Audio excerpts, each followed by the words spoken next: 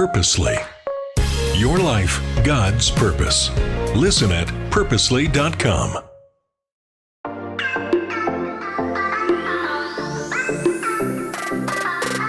Hello, everyone, and welcome to the Gospel Tech Podcast. My name is Nathan Sutherland, and this podcast is dedicated to helping families love God and use tech.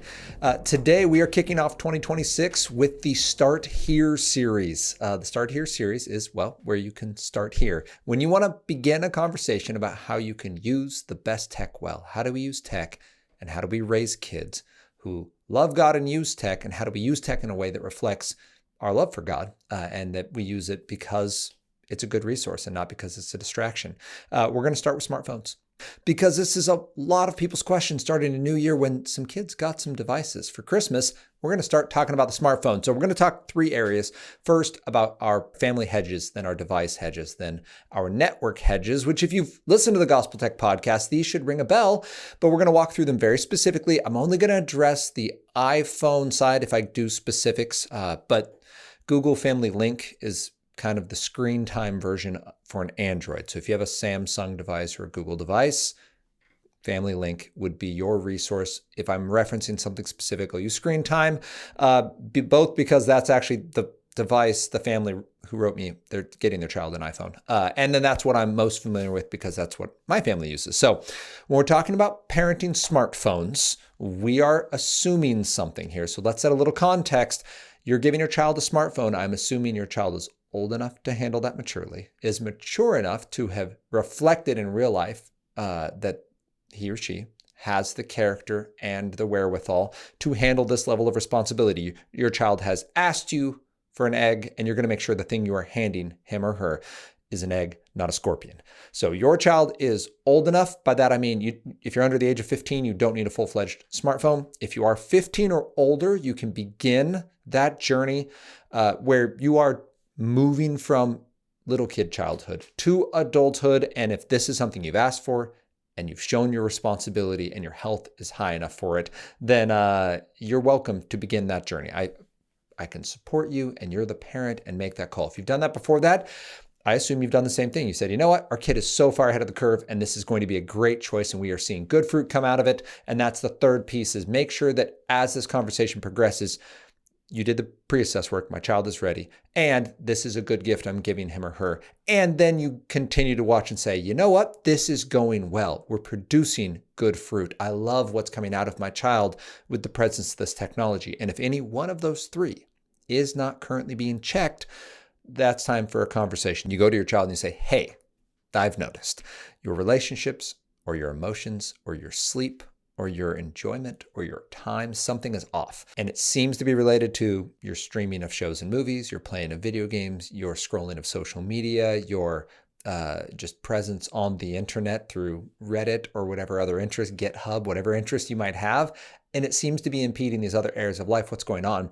We want that to be a conversation because, well, maybe it's the tech, or maybe something else is going on, or maybe they're just so passionate about something, as I heard from a family recently, that their son specifically was so passionate about coding that his just working on what is effectively analog coding is eating up all of his time and attention. Now, it's not overstimulating him, but okay.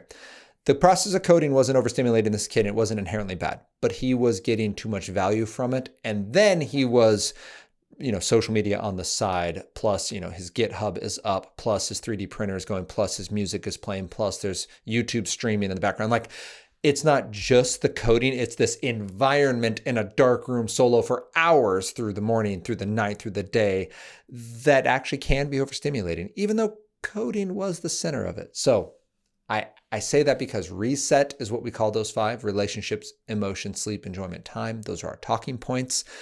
When we talk about building hedges around our family, that's what we're looking for. We want to make sure this tech stays amazing. And then if it's not amazing, that we recognize, you know what, I love that this is part of my child, and it's not worth being great at this if it's going to make him or her implode.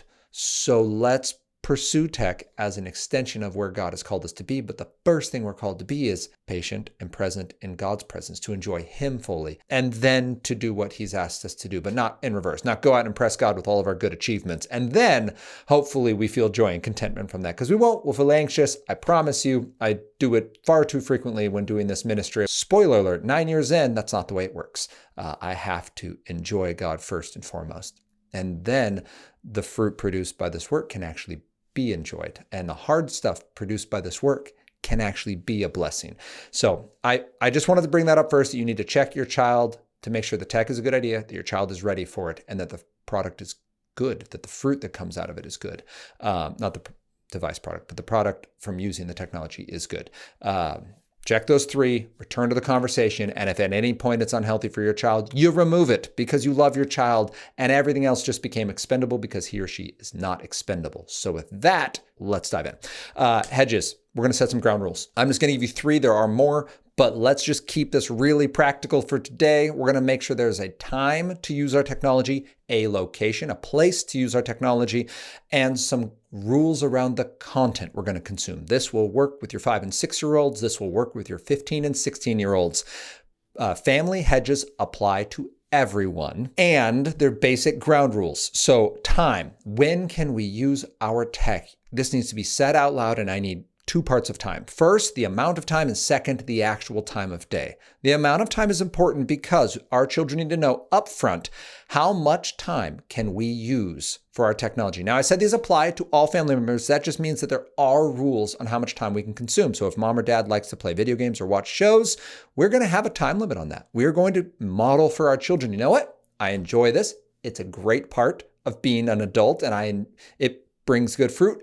And I'm not going to let this consume me. So what does mom or dad do? We go, all right, we watch these shows and we watch them at this time of day for this amount of time. We're not just going to binge 6 straight hours. For our children, though, it doesn't mean they get the same amount of time that we have. So Anna and I, we might enjoy watching a show in the evening. And if we do, we say, hey, you know what? We are going to watch no more than an hour. Generally, it's 30 minutes, and generally that's 3-ish days a week.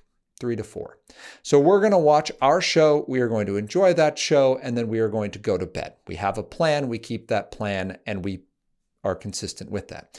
With our children, we expect something similar. If they watch a show, they know how long they're going to watch. You're going to watch 1 episode of, generally it's a Dude Perfect, or actually it ends up being a Dude Perfect or a Wildcrats, and then something on like something bluey, like 2 blueies, which they skip the intro. So it's 6 minutes. So they end up watching about 32 minutes if we're going to be real precise. But we understand it's one of these, 2 of those, and that's all we're going to watch. And then you got to go do something else.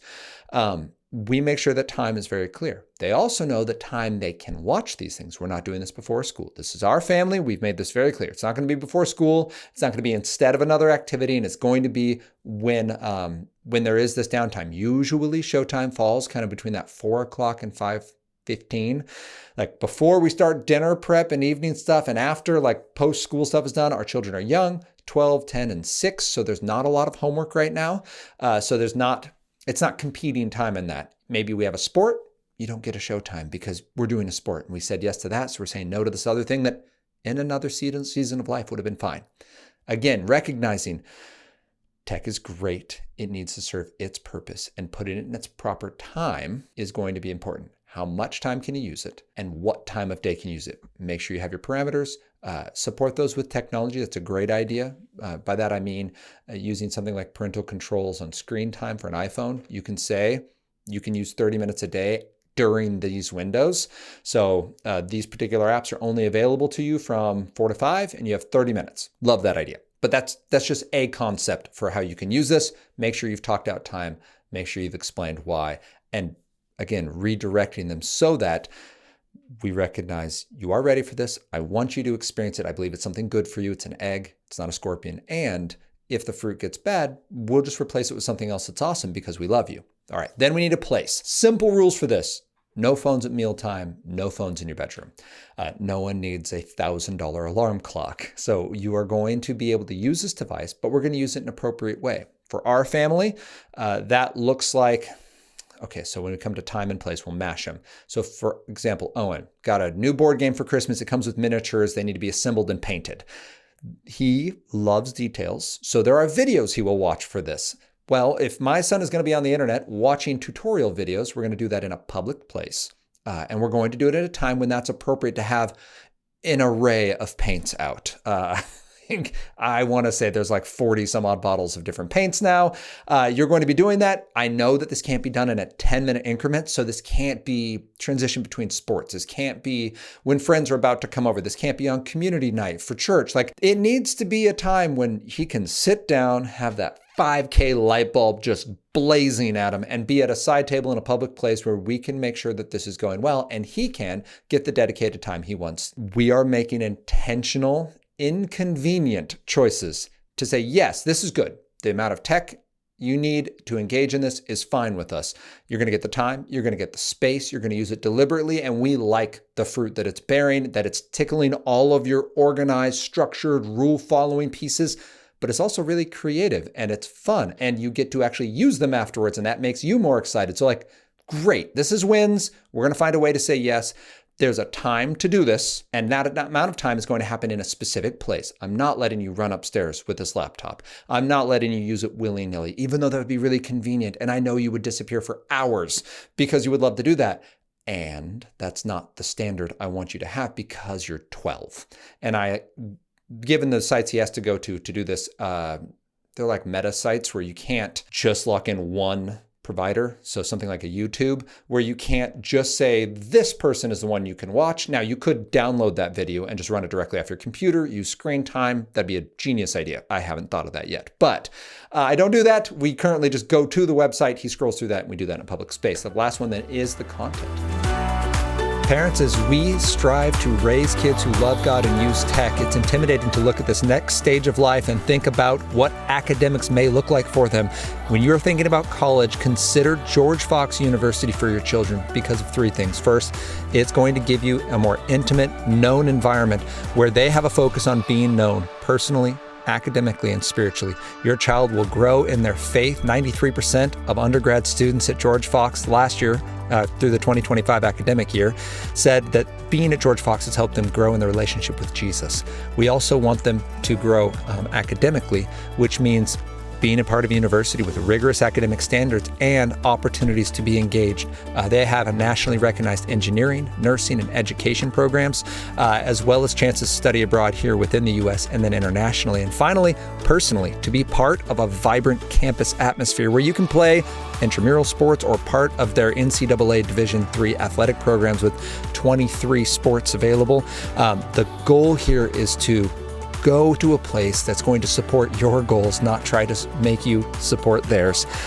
To have that goal be to raise you up to be all God's called you to be, and to truly equip your young person with in my case, my sons or my daughter, to love God, and then from their love of God to go wherever God has called them. And that includes being equipped with a degree that'll help them do that, to be missionally equipped to love and serve others, to lead where God has planted them, and to know the gospel for themselves, to be able to share it with others. So George Fox University is an amazing resource for our kids, for our community here in the Northwest, and for anyone who's looking to raise up a young person who can love God and from that, love others.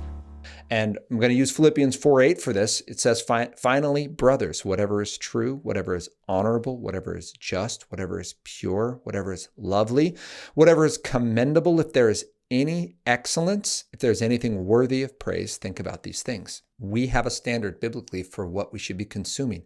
This is for our music. This is for our video games. This is for our shows and our streaming, our YouTube personalities, and the people we are impressed by online. Like, we want to make sure that what we are consuming is truly beautiful and of the Lord.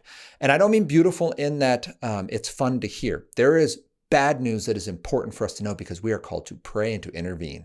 We are called to intercede spiritually and to intercede physically for the weak, for the widow and the orphan. So absolutely be informed. That's great. But sometimes I engage the news because I feel anxious about something else, and I want a distraction. And it's like doubly bad, because now I'm becoming more anxious and I'm using other people's trials not to care about them and bring them before the Lord, but to distract me from my own not as worrisome issues. So we want to make sure that we're using Philippians 4:8, true, honorable, just, pure, lovely, commendable, excellent, praiseworthy. Come on. Kid goes, can I listen to this new album? Can I play this new game? Can we watch this new show? Use that as your standard. And if you go, okay, but that feels kind of ethereal and philosophical, what can we do? Go back to Galatians 5:22. Say the fruit of the Spirit is love, joy, peace, patience, kindness, goodness, gentleness, faithfulness, and self-control. Or I like to break it down to just love, joy, self-control. If you have something you're using in technology that produces more love, joy, and self-control, please use it. My son painting for hours at a time produces self-control. Absolutely. That is a low stimulation engagement. I think there's like a 40-minute video. He's been doing it for 2 weeks and he's like 12 minutes in. So I think we can say the tech in this case is not overstimulating. But as I shared with the family, the young man who loves coding, was tech maybe overstimulating there? Possibly. It wasn't actually the coding. It was, the 3 screens plus the phone plus the other devices locked into noise canceling headphones. So he's in another universe and he's struggling to pull out and find satisfaction in other ways. We want to pay attention to what the fruit of our interaction is, because we're building hedges around our family, first around our time, then the place, now the content.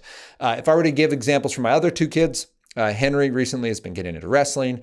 He and I like to watch wrestling videos. And so yesterday he was like, Dad, can I watch wrestling? So I generally will watch some wrestling matches and pull either specific like matches from a dual meet or just an entire dual meet. So Iowa, Oklahoma State was on. And I mean, fantastic wrestling. At college level, like I'm not expecting Henry to replicate much of this, but I just want him to start seeing there are things that are repeated. Like you're going to need some good cardio, son, and probably some flexibility because look at how they defend that single leg. Like you're going to see some great people doing great work. I want him to watch that. But again, this is the internet. We can lock in screen time. In this case, there is a single site, not a hub.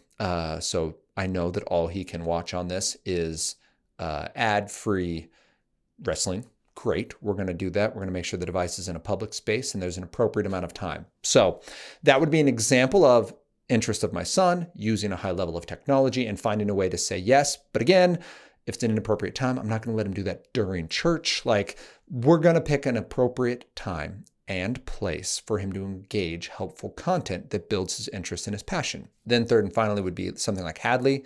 She loves drawing, anything people, anything critters. So she loves to do art for kids hub. I think that's it. Anyway, they have a website and they have a YouTube channel, or we have workbooks. So she'll pull out a workbook. We use those most often. She has her time. She has her place. She has her tools to do that, and often invites one of her siblings or mom to come do it with her. So these are examples of hedges around your phone. Now we're specifically talking about how do we parent a smartphone. We are going to make sure that we have a time to use it, a place to use it, and we understand the content. That's right out the gates.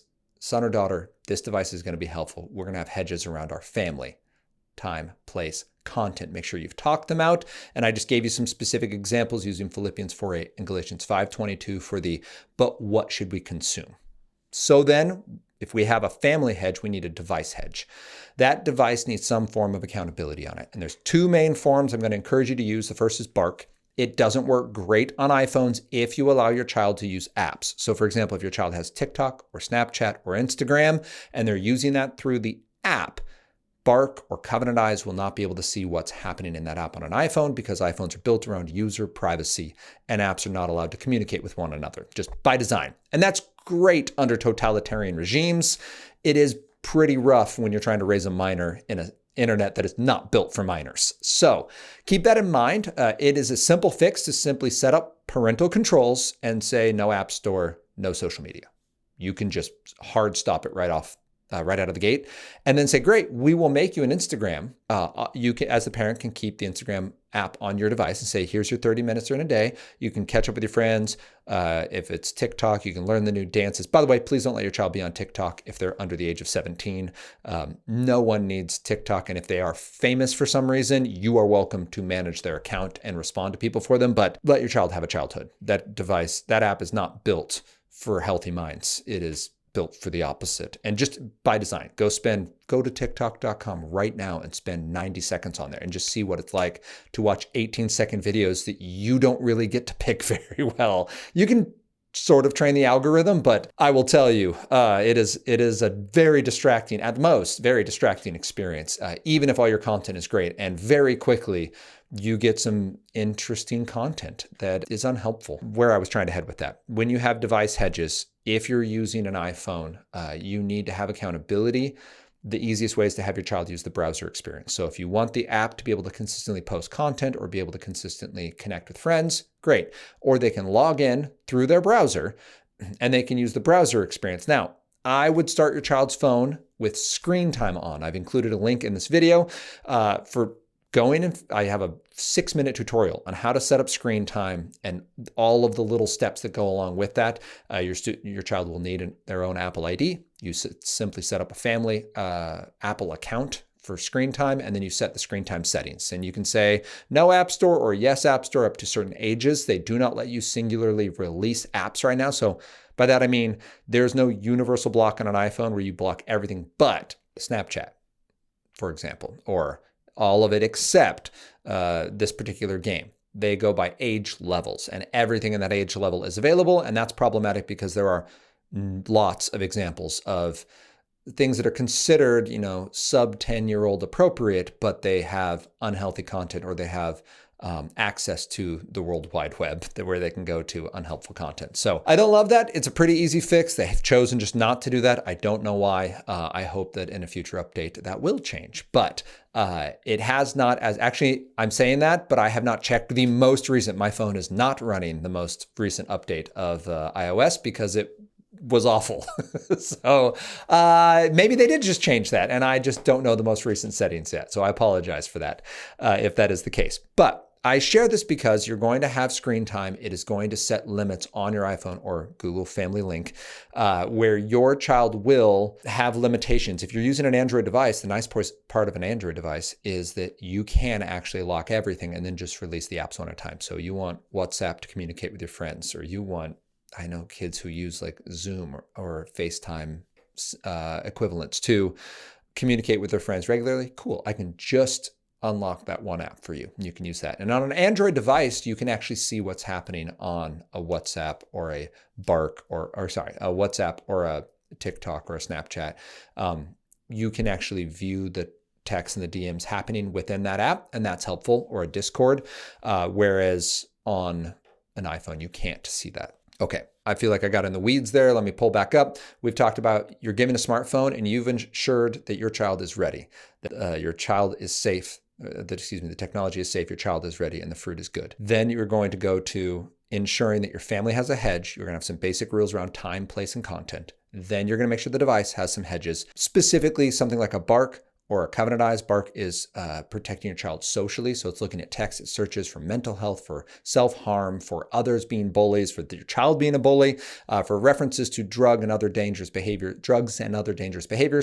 Covenant-ized is specifically image-based, and it's there to either filter or to review pornographic material. And it will view the texts that come in, it will view images and videos that are viewed and games that are played. Robust system, it'll send accountability partners updates. It's a great example of like, we are going to be living in the light, and everything we do online is going to have another set of eyes on it. I use it personally. I will be offering it to my children, and it will be on their devices while I'm paying for them. But when they graduate and go and pay for their own devices, I will say, hey, I'll pay the subscription. If you want it and you want an accountability out there and you want someone else to see what you see, I'm happy to foot that bill for you, because I believe that that is a way to be healthy, is to live in the light and to make sure that others help you make good choices. It's just easier to make them. They're choices you want to make, so you can choose to have this device or this app on your device, and I strongly encourage that. So those are your device hedges. Custodio is as far as I'll go on the parental side. It does provide you some more parental support. It can be both on computers and devices. It lets you block more apps and make more choices on what can be on the device. The reason I'm hesitant to encourage something like a Custodio is because of the level of policing it sort of encourages by default. You can control everything on your child's device, and I get that. That's great, especially when littles